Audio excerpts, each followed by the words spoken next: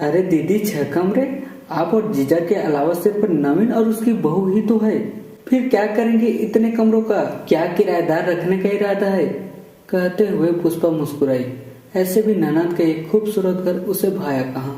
आज तक अपने घर पर बहुत गुमान था।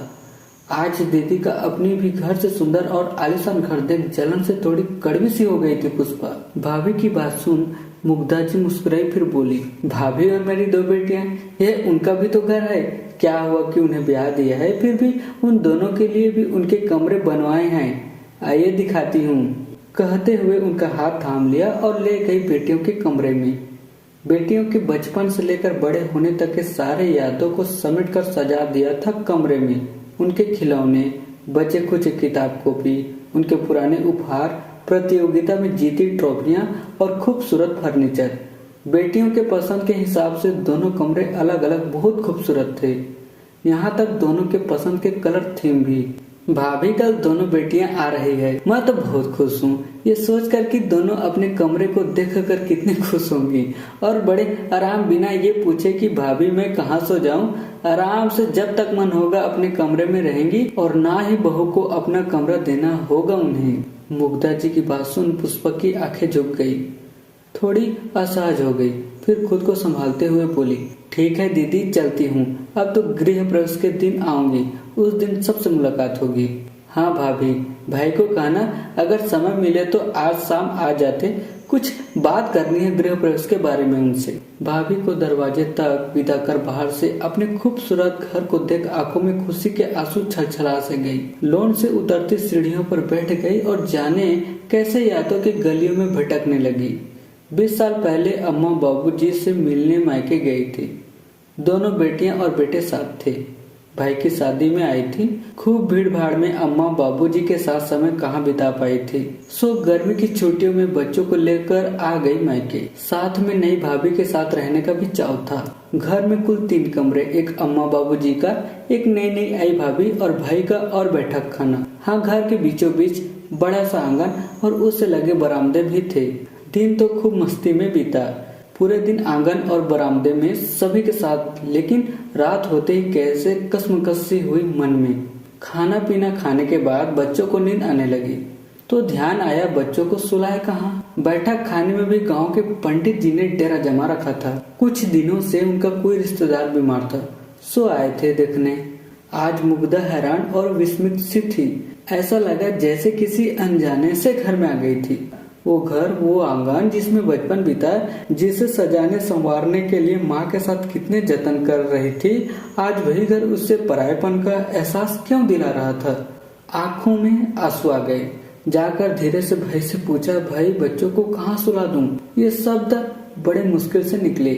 ऐसा लग रहा था जैसे अभी गला फट सा जाएगा अगर जोर से ना रोई तो। बस एक नजर भाई से मिलाया तो दोनों की आंखें झुक गई। अरे दीदी, कमरे में सुला दो बच्चों को और वहीं सो जाओ। मेरा मतलब तुम्हारे कमरे में ही।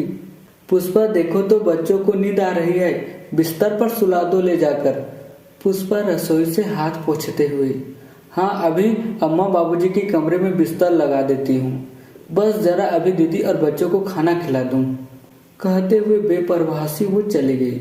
राजीव और मुग्धा ने एक दूसरे को देखा, फिर राजीव उठ खड़ा हुआ, बच्चों को गोद में लेकर कमरे में सुला दिया और बहन का हाथ पकड़ बोली, दीदी उसके पास दिमाग है नहीं, छोड़ो, तुम यही सो जाओ, मैं और पुष्पा बाहर आंगन में सो लेंगे।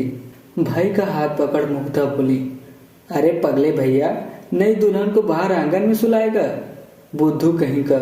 मैं सच अम्मा बाबूजी के कमरे में सो लूंगी और अच्छा है उसी बहाने थोड़ा और नजदीक रह लूंगी। तू चाहे तो तीनों बच्चों में से किसी एक को सुला ले अपने पास, 2 के साथ मैं आराम से सो लूंगी। कहते हुए भाई का माथा सहला दिया मुग्धा ने। तब राजीव ने दीदी का हाथ पकड़ते हुए कहा, दीदी ऐसा क्यों होता है कि घर में बेटियों के नाम के कमरे नहीं होते? होना चाहिए ना। जिस घर में आपका बचपन बीता वहां आपको पूछना पड़ रहा है कि आप कहाँ सोएंगी। कहते हुए भाई राजीव के आंखों के कोर गिले हो गए और आंखें लाल। भाई को तो उस रात समझा दिया, लेकिन अपने मन में गांठ बांध लिया कि अब नहीं, इस रिवाज को तो बदलना ही होगा। अब मायके में बेटियों का स्थान रखना होगा। ब्याह का मतलब उनके अस्तित्व की समाप्ति तो नहीं है मायके में। अभी उन्हीं यादों के गलियारे में भटकाव हो ही रहा था कि किसी ने कंधे पर हाथ रखा। शायद उसी स्पर्श का तलाश भी कर रहा था मुग्धा जी का मन। भाई तुम अभी इस दोपहर में? मैंने तो पुष्पा से शाम के लिए कहा था। दीदी पता नहीं क्यों लगा जैसे आप मुझे बुला रही हो। याद कर रही थी ना? मुझे सच कहना। हाँ भाई, बस तुझे याद कर रही थी। अच्छा आना, देख तेरे मन की बात पूरी की मैंने, कहते हुए बेटियों के कमरे में ले गए। दोनों कमरे दिखाने के बाद पूछा, अब तेरी शिकायत नहीं है ना कि मायके में बेटियों के लिए कमरे क्यों नहीं बनाए जाते? देख तेरी भाइयों के लिए बनाया है मैंने कमरा, जो सिर्फ और सिर्फ उनका होगा जीवन पर्यंत। उन्हें किसी से नहीं पूछना होगा कि भाभी मैं कहाँ रहूं। राजीव और मुग्धा दोनों के आंखों में आंसू थे। राजीव मुग्धा के गले लग गया, फिर बोली, दीदी आपको मायके में बहुत तकलीफ मिली, माफ कर दो हमें। काश पहले की पीढ़ियों ने बेटियों के लिए दिल के साथ घर में भी जगह बनाते। मुग्धा की आंखों में आंसू थे। भाई का सिर सहलाकर बोली, बूढ़ा होने चला तू, अब कब तक ऐसे छोटे बच्चे सा रोएगा और मुझे रुलाएगा? चल उठ, बता क्या क्या करना होगा गृह प्रवेश के लिए और मेहमानों के लिए लिस्ट लिख दे। कहते हुए भाई के साथ मुस्कुराती हुई घर के अंदर चली गई। घर जिसमें बेटे के साथ बेटियों के लिए भी सम्मान के साथ जगह था।